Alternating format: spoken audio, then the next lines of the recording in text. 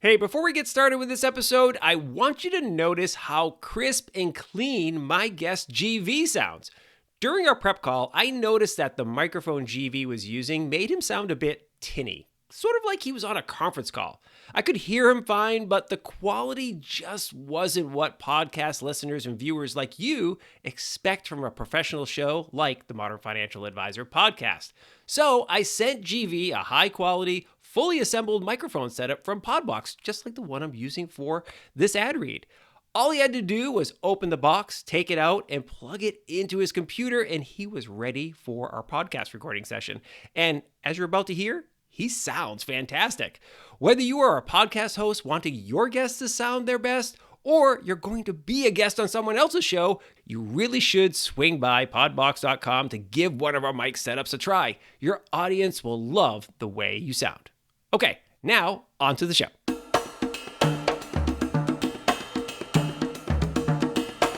Hey there, it's Mike Langford. Welcome to another episode of the Modern Financial Advisor podcast. This week on the show, Gauthier Vincent, or GV as his friends call him, is with me for one of the most exciting conversations about digital transformations happening and some that desperately need to be happening in the wealth management industry. Now, why is GV the absolute best guest for this topic? Well, because he's the senior consulting partner at Deloitte focusing on the wealth management industry. And he and his team have released a comprehensive report on the state of end-to-end digital transformation for the wealth management industry. Absolutely fascinating stuff. You are going to love this episode. Okay, now, before we get to the conversation with GV, make sure you subscribe to the podcast on Apple Podcasts, Spotify, Google Play, Amazon, the YouTubes, or wherever you like to get your podcast jam on. And if you have a question or a suggestion for a guest or a topic for the show, hit me up. I'm basically at Mike Langford everywhere on the internet. And you could also just shoot me an email, podcast@finservmarketing.com. Okay, let's get to the conversation with GV. Well, GV, so wonderful to see you. Welcome to the Modern Financial Advisor podcast. Thank you very much, Mike. Very happy to be here with you. I know, me too. You know, it's so funny when you meet somebody and you in a prep call, you start chatting and then like completely nerding out with them. You're like, I can't wait for this podcast. So we're gonna rock it. This is great. This is going to be fun. Let's do it. Yeah, let's do it. Exactly. Okay. Well, for those who are listening or watching this show, we're going to be touching on a report that GV and his team put together. GV and his team at Deloitte put together. And the report is titled The Digital Wealth Manager of Today, a perspective on the current state of end-to-end digital transformation of wealth management businesses and platforms and the path ahead. I know, mouthful to say, not that That's bad to read. So we'll have a copy of that linked up. But GV, how would you pitch this report for any of the people in the audience who are listening, which is primarily financial advisors and wealth management executives? How would you pitch this report? Like, why should you read this, and what's the most important things you hope that they're looking to find?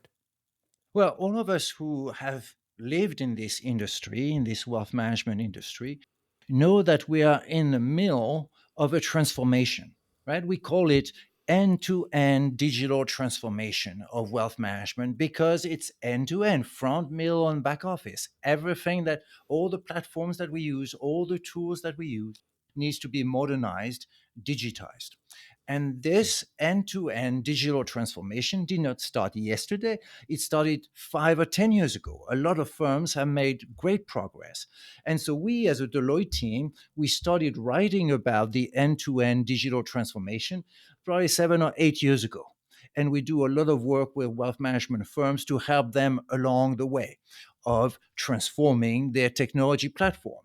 So we started 5 or 10 years ago as an industry. I think it will take another 5-10 years to complete the overall transformation. So it's a 10-15 years journey for the industry. Some firms are ahead of others, some are lagging behind, but we all need to go through that. And what is, I think, interesting is that 20 years ago, when we talked about transforming or modernizing a wealth management platform, it was mostly about efficiencies. It was about getting things to run better. That's not the case here. Here, it's all about being in a position to deliver on the experiences that clients, so investors, retail investors, and high net worth investors, and advisors and their teams have defined the compelling Yeah. digital experiences that they want. And it is to deliver on those digital experiences, mostly in the front office, that we need to modernize the front office, the middle office, and the back office. The entire tech stack of our Yeah. wealth management firms, our wealth management industry needs to be modernized. That's the end to end digital transformation. I like it. I like it. And you know what's funny? I mean, you cannot like talk to anyone in this industry and miss this urgency, if you will, for end-to-end digital transformation. And in fact, I was at a 2-day conference right here in Austin, Texas last week, put on by the University of Texas. They have a wealth management program there, and they brought in experts all over the place. So every major firm you can imagine was there. 2 days of speakers and so forth. And almost every single speaker, a big piece of their presentation was on digital transformation. And that ranged not only from the things you think about, like, oh, how is AI going to impact my business? What am I going to be able to do with AI? Or cryptocurrencies and the blockchain and so forth, digitization of the actual investments, right? But it was also things like talent. Like, how are we going to manage the talent of today and tomorrow, especially given the changing dynamics of the workforce and the expectations of the younger people coming into our place? So it was, I think you're spot on. It is truly end to end. And it is the talent and it is how we work together. It's almost funny that at the beginning of the pandemic, suddenly the trend accelerated. And in the course of 2 months, we made the Mm, progress that we thought it would take 10 years to make in terms of yeah, allowing advisors to work digitally with their clients, sign new documents, open accounts, move assets, right? We thought that compliance teams were telling us, no, no, you need to do that in the office. You need to be present face to face. In 2 months, everything changed. The whole thing accelerated, which was almost funny yeah, to watch. yeah, yeah. It is.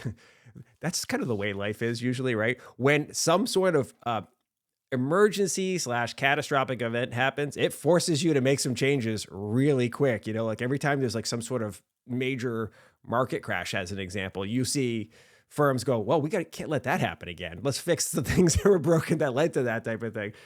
That's Um, right. That's right. And then yeah, when we all started on this journey, right, let's say 5, 10 years ago, the, some of the first ideas were, oh, as an investor, as a client, as a retail client, I need to have a digital tool. I need to have access to my accounts on my phone, right? I need to do yeah, things. I need to start doing financial planning like that, right? But that was just the tip of the iceberg. That's where we all started, right? What are some of the digital tools that we want to put in the hands of our clients? And that's all good. Still, a lot of progress was made, still, a lot of things to do. But then after a few years, it was, well, but the advisors, they want the same kind of compelling digital experience, not just about the end clients, the investors. And so that kicked off a new wave of upgrading to the workstations, the advisor workstations, right? There was a yeah, wave 15 years ago, right? The large wirehouses did a lot of work to modernize their advisor workstations, and we are going through another wave now. So it was yeah, yeah, clients, now it's advisor and the teams. It's a lot of work. yeah. Absolutely. Well, and by the way, that's one of the things that really jumps out from your report, to me at least, and in our prep call, was so much of the focus has been historically on modernizing the front office, client investor facing tech, right? But you make a really big point of saying that, look, that's not enough, right? The middle office and the back office also needs to be modernized. So what areas and kind of in those layers do you think are the ones that are of most dire need of modernizing that firms are maybe overlooking or haven't focused enough attention on just yet? Yeah. So it was a very natural thought that we should start by paying attention to the front office, right? Because this is where we touch the experience of the advisors and the investors, right? So all the firms started there. this is where you can have more impact on the experience. Fine enough. And at the same time, a lot of firms realized that they needed to start doing some foundational work in terms of cleaning up the data infrastructure, the data layers that are underneath that enable the front office tools and solutions, right? So that's where most firms started. And then they realized, as you just said, that this was not enough. This was not enough. Think, for instance, of defining, trying to create a good impression on the client, on a new client, a prospect, right? So you sell Mm. yourself, you create you a lot of goodwill, you convince the clients to come over, and then through the onboarding process, it's hell because it's difficult to open an account. It takes Yeah. 3 weeks, and then to transfer funds, it takes another 2 weeks. It's a terrible experience. What is involved here, onboarding or asset movements, or later in the relationship when you need to pull the right reports to do financial reporting, involves the middle and the back office, the big platforms, the asset movement Yeah. platform. And then there will be the trading platform, onboarding, of course, client reporting. You may say that, dear client, we need to do goals based financial planning together. Yes, but then if you don't change financial reporting and you say nothing about the goals when you comes the time for the quarterly review, you have achieved nothing. So by defining experience for investors and advisors first, then focusing on the front office, very quickly everybody realized that was not enough because Yeah. we are talking about processes that pull through front, middle, and back office. Now, not everything could be done at once, right? Firms needed to Yeah. prioritize. And I think it was right more or less what this a lot of the firms did, what a lot of the broker dealers did. They said, well, let's focus on client and advisor experience, front office tools and solutions, CRM, a lot of CRM upgrades. Let's work on the workstations. Let's put the data layer in order. Let's clean up a lot of the data. Let's reorient the data around clients as opposed to accounts. And we'll deal with middle and back office with corporations later. The later Yeah. is now. A lot of the Right. firms we talk to, most of the large wealth management firms in the US at the moment, are saying, okay, now it's time. We need to modernize core operations as well. And they realize it's not going to be easy because now we are touching the core of wealth management. We are touching the trading platform, the asset movement platform, the client reporting platform, the tax reporting platforms, right? The balance sheet and account statement, right? The core wealth management platforms. Right. And it's so amazing because like those platforms you refer to, first of all, they're incredibly complex, right? They're incredibly expensive too. And I think some people, the financial consumer who doesn't listen to this podcast, so we can talk about this, would be shocked at how like old some of those are, like the legacy platforms. Like you'd be like, wow, like, wait a minute, you're still running some effectively mainframe style stuff from that was put in place in like the 1980s? Yeah. You want to know why? Because it works. It still works, right? But at a certain point in time, to your point, like, oh, wait a minute, like the example you used that I had not heard anybody mention before, but really hit me was we've changed the way we render advice in this industry. It used to be all about, did I make you more money? What was your performance on your assets, right? Did you have more money in your account when we're talking than you did the last time we talked, right? Great. I did a good job as a financial advisor. But more and more, it's talking about your goals. How are you on track towards your goal? So it's now segmenting the client's account thought process. Like, oh, retirement. Are we thinking about legacy? Are we thinking about achieving our goals for our kids with a college fund or being better stewards of the environment? Like, how are our investments contributing on that perspective? And the current reporting platforms don't support that at all, right? They're not like it takes another person to translate the dollars and then you know put some human language on it, right? So you're right. You have to digitize some of that. Yes, and you have to align everything. Everybody can talk about goals, and now most firms have incorporated a slew of goals as part of their financial planning process.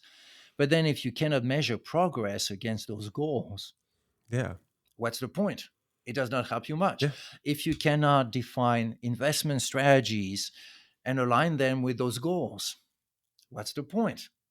Right. So the first step was taken, and now we need to take step 2 and 3. But another point Yeah. that you alluded to, Mike, the nature of advice.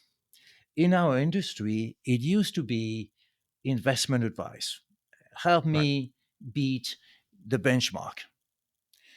Advice is now much broader than that, right? A lot of firms are moving towards holistic advice because this is what the clients ask them to do.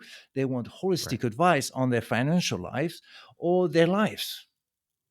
And so now it's not just a matter of investments, it's also a matter of credit, cash Yeah. management. It's the entire financial life. So every retail investor has a balance sheet, left hand side, right hand side of the balance sheet, asset Right. liabilities with cash flows moving from the right to the left.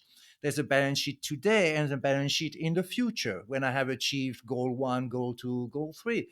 So I need to receive advice on today's balance sheet and income statement and how I transition to tomorrow's balance sheet and income statement. So it's wealth management is not just investment management anymore. It's wealth management, it's banking, and because it's on balance sheet, off balance sheet, it's also about insurance. It's also about capital markets products to hedge risk.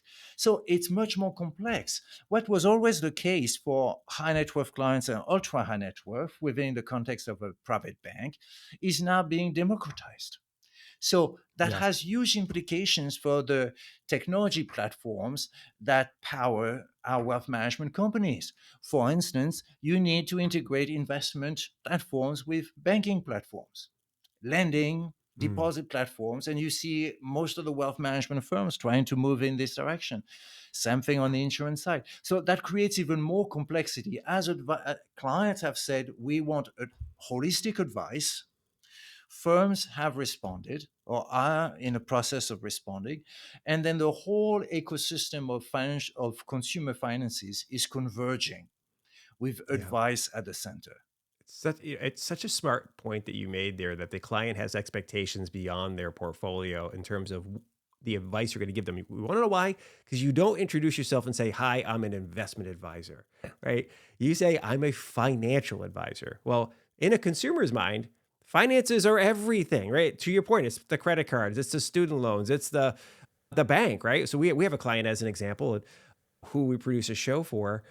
Their whole thing is getting into providing a service for advisors for them to use that's called fiduciary banking, right? So that the advisor can advise on banking relationships for their clients. That that's not even a concept that existed 5 years ago. And suddenly it does. Like, hey, what bank is going to give you the lowest rate on your loan and the highest rate on interest of your deposits, right? So effectively, we're looking out for you, right? Agnostic of like what the bank actually is, right? And we'll help you move money from bank to bank depending upon with one account without you having to change your account. So it's really kind of fascinating. But to your point, like, how do I render that advice? And how do I make sure that it's not this separate, clunky component in my tech stack, right? It's got to flow right into naturally into the conversation I'm having with my client, whether that's digitally online like you and I are chatting today, or that client is sitting in my office and we're looking at shared piece of paper. It can't be this thing that took me 3 days to assemble the advice report, if you will. And it cannot be so complex that it is daunting. So Yeah. some concepts that we have had forever in investment banking or commercial banking, we now understand that they are relevant also to retail investors. Think asset liability management. How do I Hmm. optimize the balance sheet of a company? What's the optimal leverage? So assets and Yeah. liability, how much credit? This is absolutely relevant to a retail Yeah. investor. But of course, we are not going to talk to the retail investor about asset liability management. We need to find simpler words. But the Right. concept itself is completely relevant. So we need to bring all this as part of the experience that we deliver for our clients, as part of the advice that we manufacture and deliver, and do it in a way that is compelling, that is simple without being simplistic, in a Yeah. way that will help clients learn. Like like an example, right? For years as an industry, we assume that the way clients learn is by sitting with their advisor once a quarter. I mean, if that Yeah. was how we teach our kids, right, they would learn nothing, right? They would learn nothing. No, no, no, that's not how you learn. You learn by doing things. You learn by trying. You learn by experimenting. You learn by playing through different scenarios. So now a lot of our wealth management firms are trying, for instance, as part of the client experience, trying to create a play zone so that I, Yeah. as a client, I can try different things. Or you can think of a concept like a multiplayer game where, as a client and an advisor, we are in the same game. So together we are going through different scenarios. We are creating a financial plan together. We are creating a new strategy together, because this is how human beings learn. So now we can Yeah. deliver on these better ways to learn, deliver holistic advice. I think all this, it's a game changer, right? The industry will look very different from what our grandfathers knew. I love that concept of some play slash experimentation thing because and I think every advisor has this challenge, and there's been some attempts. A firm called Riskalyze, which is now called oh, what are they called? I'm blanking on it. I'll find it. I'll link it up. Anyways, they used to be called Riskalyze, but the concept of like helping your client understand like their risk tolerance, right? That has long been a challenge, right? Because like, well, I don't know what my risk tolerance is. I'll know it when I find it, right? And there's been some attempts to help figure it out, but you can relatively easily with games measure someone's psyche about how they feel about gains and losses, right? If you ever watch a kid play a video game and watch how mad they get when they lose versus, happy they get when they get, and then some kids are, their approach is more risk adverse as they're going through. They're more careful and meticulous about their approach. And then some kids are like, I'll go for it. And if I die, I'll just keep going. Right. So, I could absolutely seeing that just be one example of that being a very helpful tool. And it's not just game, right? It's also AI now, right? With language recognition tools, right? You can. It used to be your example about risk tolerance, right? As an industry, we ask our clients how much risk do you want, right? You want to be aggressive, conservative, Yeah. right? And then we comply with we make sure we are compliant in terms of the strategies that we will put in front of them. But nowadays, there are much more refined way to understand the true risk tolerance of our clients, right? Yeah. Being through games, we play games together, through a language recognition, tracing through all their history of actions and correlating their actions Yeah. with what was happening in the market around them. There's a way to create a much more granular understanding of our clients' true risk preferences, and Yeah. therefore Well, meet their needs in a much more refined way.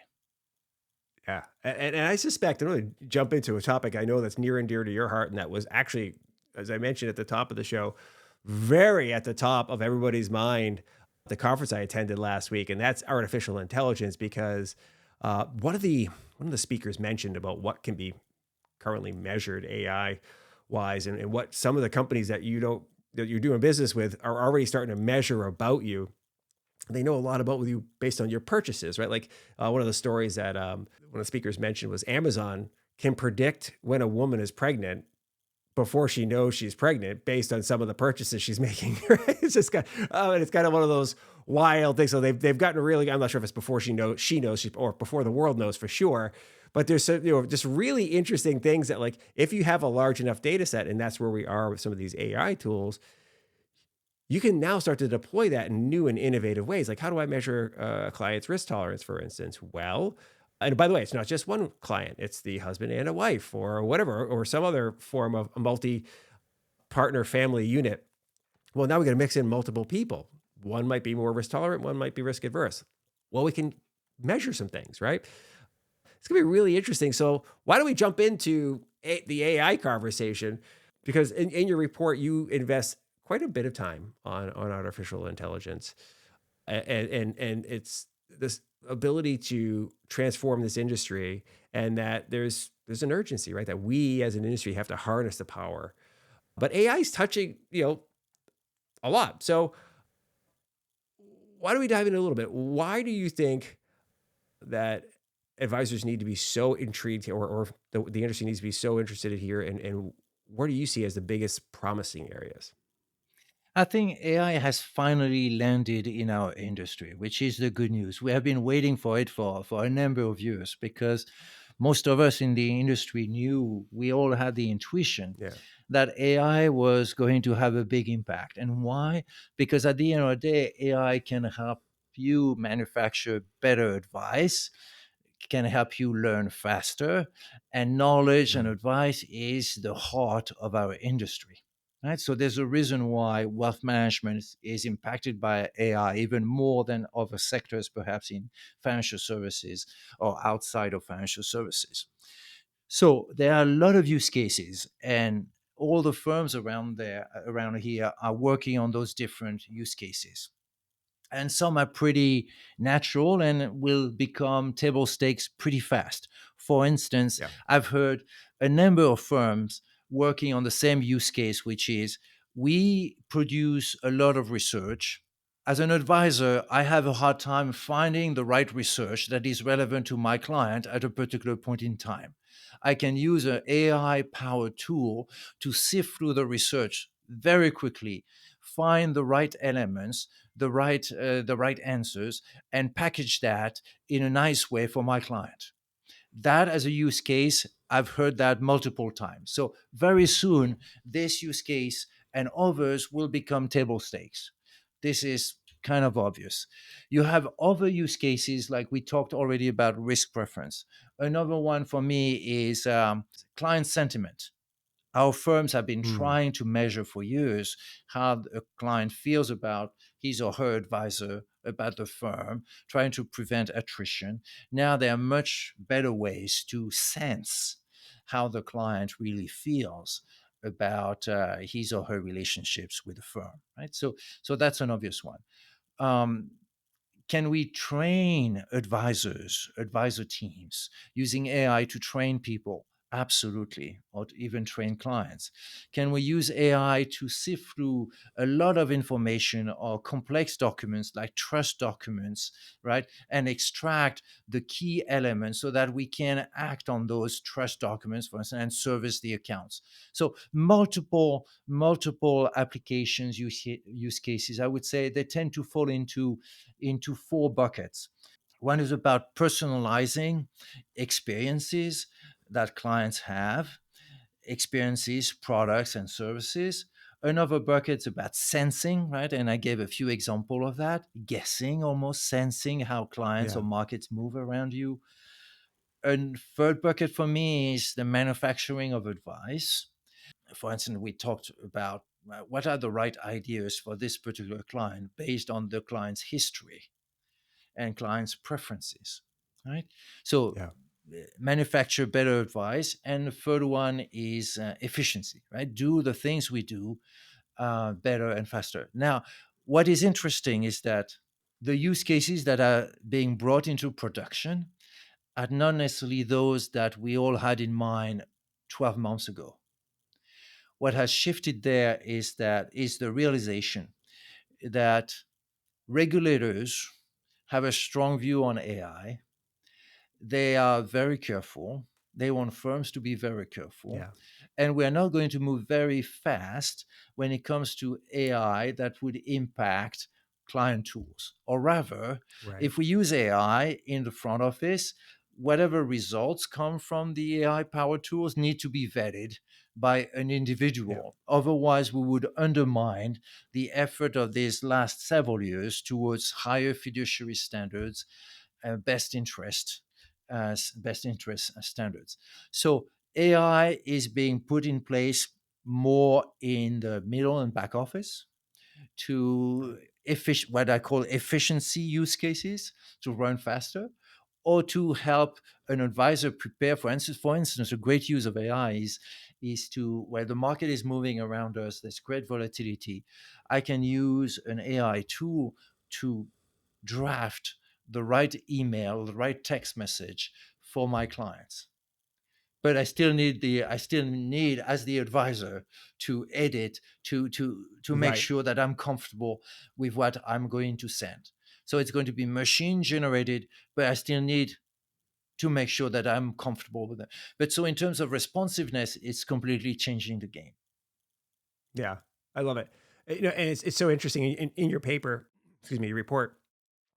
You also point out that there's a really big need first to modernize the data infrastructure that AI is going to be accessing, right? For this to be as effective, because a lot of companies just have just data everywhere and nothing's talking to each other and so forth. So I suspect we'll get there. But one other word of caution for the advisors who are listening, and this was reiterated several times last week: don't take your customers, your clients' personal identifiable information and just pop that into OpenAI or any of these other public large language models and ask it to render advice for Susie and Joe or whoever, right? No, because that's internet Don't information, do that. You right? will end You up in can jail.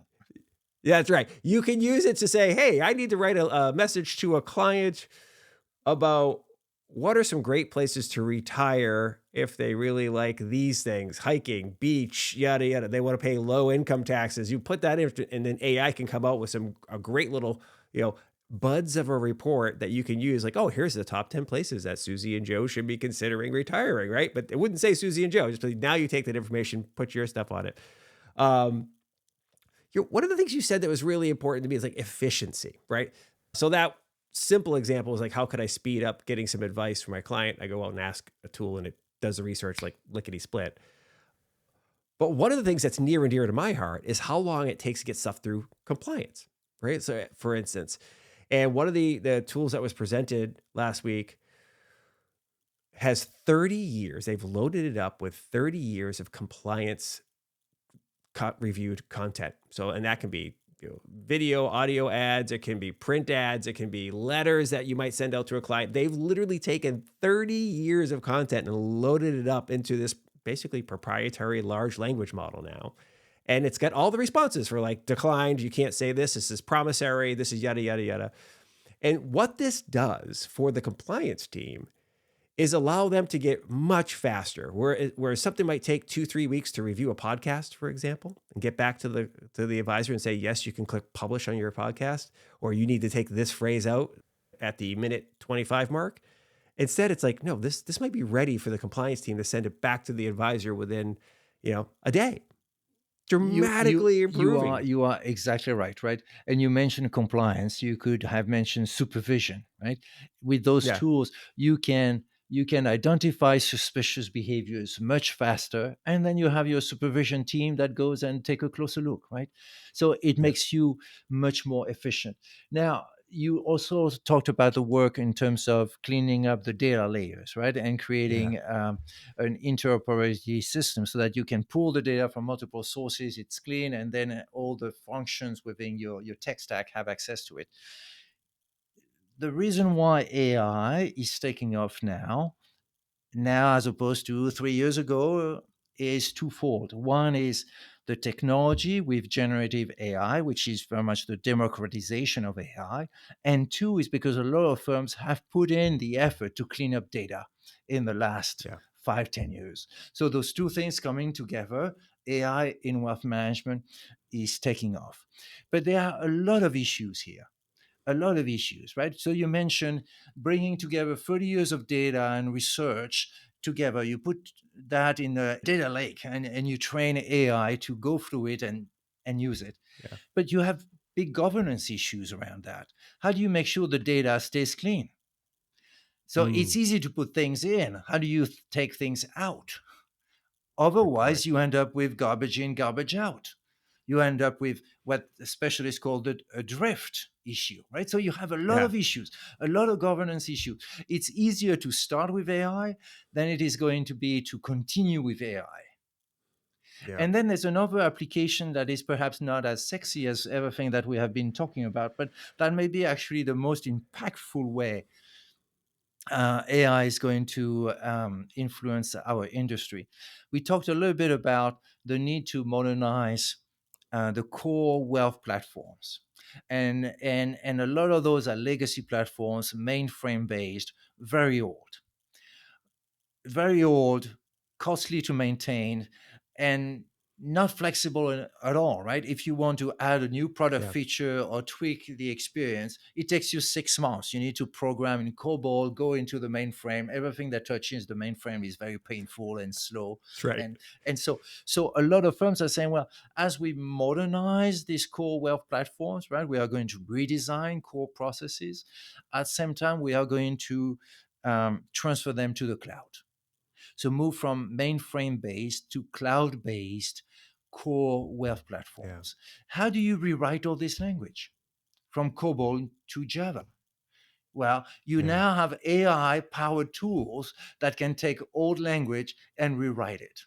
So, one of the most impactful applications of AI is about rewriting old computer language, old code into new code as you transition those big platforms from mainframe to cloud based. Yeah. Not That's a exactly real, what most of us talk about. no, no, it's not at all. It's funny why you were mentioning that because you said you got to guard against the garbage in, garbage out. Like, how do you know to take, like, stuff's been in there? Okay, I loaded this large language model, right? Which is, as you said, you called it a data lake.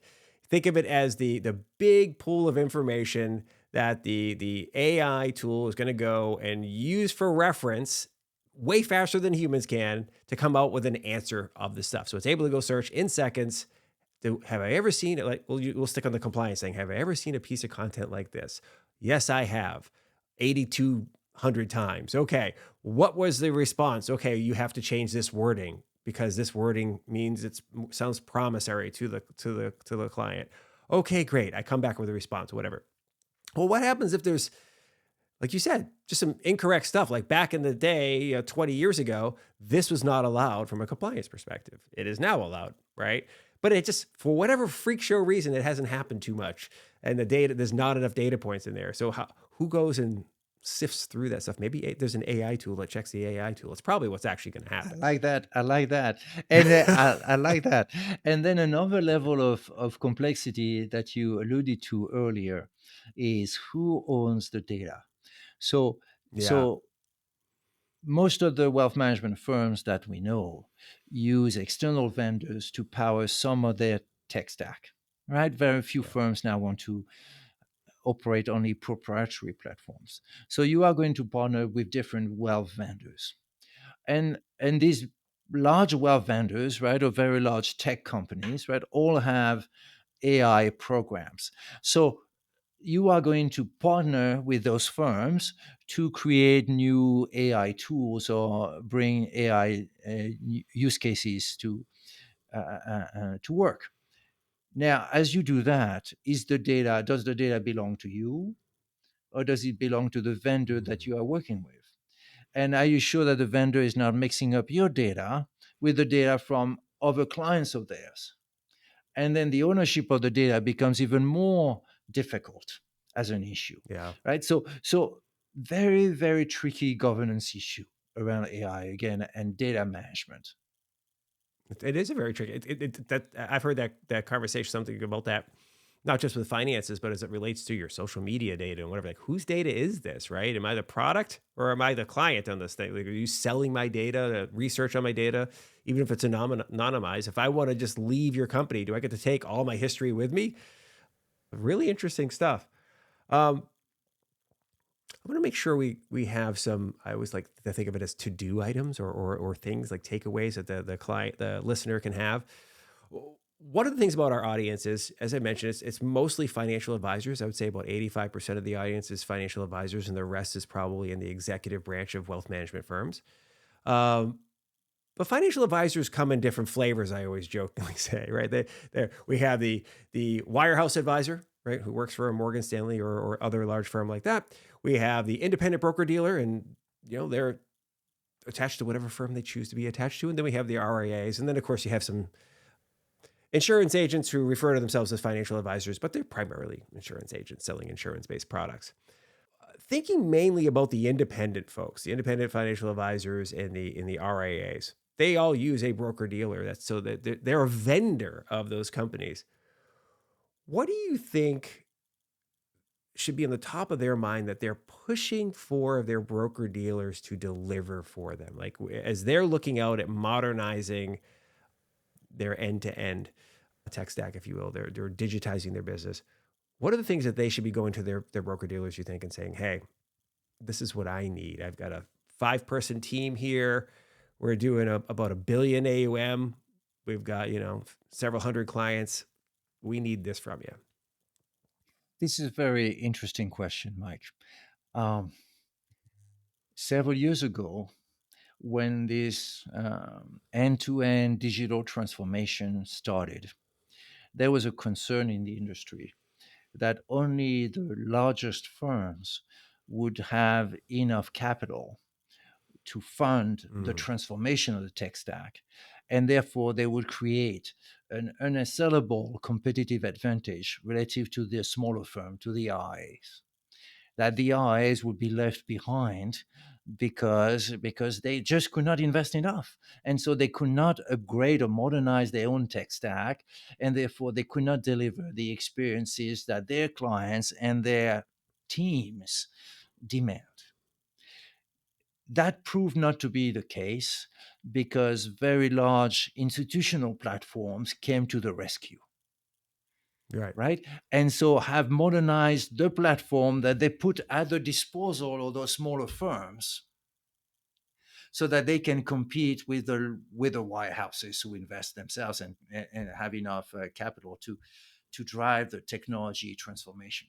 So back to your question, I think if you work within a smaller firm, which is great for other reasons, right? You need to make sure that those firms are on the right institutional platform so that you have access to the technology that your teams and your clients demand that you have. It's interesting to me that through the pandemic, we all observed a change, what I would call a change in the nature of trust. We know trust is at the heart of wealth management, right? As a client, do I trust you, my advisor? Right? That's the basis of the relationship. Yeah. Trust what used to be based on a lot of personal relationships, right? I look at you in the eyes and I trust you. Through the pandemic, things changed, and trust was largely driven by also, do you have what it takes to give me all the tools that I need? All the digital Mm, tools so that we can continue to do our business. And if you don't, how can I trust that you have the best finance theory if you cannot also provide the best tools? So now, as right. an RIA, my business is predicated upon trust. I need to have the right technology platform to instill trust in my client. It's not like in the old days, just based on shaking hands and having dinner and playing golf. Right. No, especially if I think of assets moving to a new generations, I need to have access to a compelling digital platform for my advisor, for my clients, and for my teams. Otherwise, there will not be much trust in the system. So it's not Love it. an Love it. option, it's a must. But thanks God, we can work with a large institutional platform. So I would say, as a smaller firm, as an RIA, I need to pick my technology platform very carefully. Yeah. No, that's a really great recommendation because, you know, as any RIA or independent financial advisor will probably be nodding along. Like they get pitched all the time for new solutions, new whatever, right? Like, hey, use this is going to speed up your business, is going to allow you to bring on new clients faster. It's going to all the other things. But choosing the ones that's going to work for you that are going to be sticky too. Like you don't want to have to like be changing platforms every single year, right? You want to find something that you know you're going to work, you're likely going to use for years to come. One that is going to be integrated well with your broker dealer and the other solutions you have. Really important stuff. This is really important for RIAs, and it is very important for larger firms as well. The decisions you make when it comes to your tech stack are decisions that you need to live with for 10, 15 years. And you Yeah. have a lot of options out there. And tomorrow you will have even more options. Like, for instance, we all need a custodian, right? That's core to the business. Now you have three very large custodians in the US, right? You have a fourth one that is making progress, and then you have smaller ones. But you have new players as well coming into the market. So creating new options. And then some of these custodians are building, adding a lot of technology offerings to core custody. So you can rely on them to meet a lot of your technology needs. And then you have TAMPs as well, who have Yeah. acquired multiple technology vendors and try to create one solution. So you have a lot of choices out there that you need to make. And again, you will have to live with those choices for the next 15 years, right? So you had better take your Right. time and pick the right vendors. So you have firms who say, no, no, no, I want to maintain proprietary platforms because that's the way I will have a differentiated offer. Right? That's available only to the largest firms. You have Yeah. other firms who say, no, I'm going to pick best in class solutions for every capability that I need, and then I'll deal with the integration myself. But again, I need to be a pretty good technology company Yeah. to do that. And then you have firms who say, no, no, I need an all in one solution. Well, that does not quite exist yet, Right. right? So you want Yeah. that. Or as an IA, I'm going to use one of the big institutional platforms and trust that they are going to do the integration of the best in class Yeah. solutions, deal with all this cost, and go through sufficient upgrades so that I'm always um, leading the pack. But that's a Yeah. bet. And I tell you, I'll just to layer on top of like other decision matrices you may want to have. We do a lot of work with firms that are helping in the transition, advisor transition, like succession planning or selling their business, right? Mergers and acquisitions for one advisory firm to another.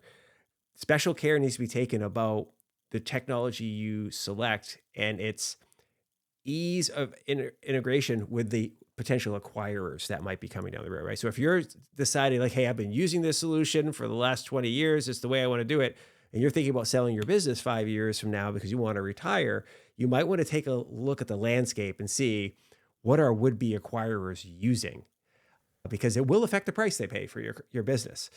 Because if I'm going to have to spend 3 years like porting over your old dated tech to my new modern business, I tell you what, you will pay for it one way or the other. This is exactly I right. will, This is exactly right. On the other hand, if I intend to sell my firm to a larger firm with the right technology platform, then I'm not going to invest too much in upgrading my technology right. platform today. Yeah, But maybe it not. works in Yeah, the other direction too. Good workstations or good technology for my clients, for my teams, is now one of the most important arguments when you try to recruit advisor teams from the competition. yeah, And I've yeah, seen firms, mid-sized firms, who were very smart in terms of how they decided to upgrade their and modernize their tech stack. And within 2 years, move from being in a position where they were losing advisors to larger firms to a yeah, position when they could recruit advisors from those larger firms. Because now, more than in the past, when you are trying to convince a successful advisor and a team to move over to your platform, the questions that they are going to ask is about the quality of the technology platform and therefore that's of right. the digital experiences that they can deliver on your platform for their clients, to their clients. That's the main 100% true. argument now, even more than how much you pay me. That's right. That's 100% true because I can basically make about the same amount of money everywhere I go. It's more like, okay, how efficient is this business going to be? How profitable is this business because of that efficiency, right? It's like, it's not what you make, it's what you keep, is the old saying. Hmm. So if I'm spending way more on tech when I could be spending a lot less and be moving faster, by the way, awesome stuff. Okay, one last thing before I let you go, because I'd like to ask some flavor of this question for everybody who comes to the show. You mentioned in the prep call that this is the third in the series of this report that you've done. what has been the most surprising thing that you learned while compiling your research to date in this series? I would say two things. At the end of the day, all wealth management firms out there end up following a fairly similar playbook. They all have to modernize the front, the middle, and the back office. It's wise to start with the front, work on the data layer at the same time, and then you move your way through the middle and back so that you can deliver the experiences that are there because of those processes that go through front, middle, and back office, right? So there's a similar playbook there. And then working on the big product platforms as you move from investment advice to holistic advice and pulling all this together. So for me, that's number one. At the end of the day, we by this time we know the playbook. So we Yeah. can work fast, we can be slow. We know what the playbook is, right? Now the art is in how you follow the playbook. What are the vendors you work with? What's the exact sequencing of capabilities that you modernize? How are you going to get more impact on your client and advisor experience with the dollars that you invest? There's a real art in terms of how you follow the playbook to maximize the impact on your business. So that's for me what comes out through these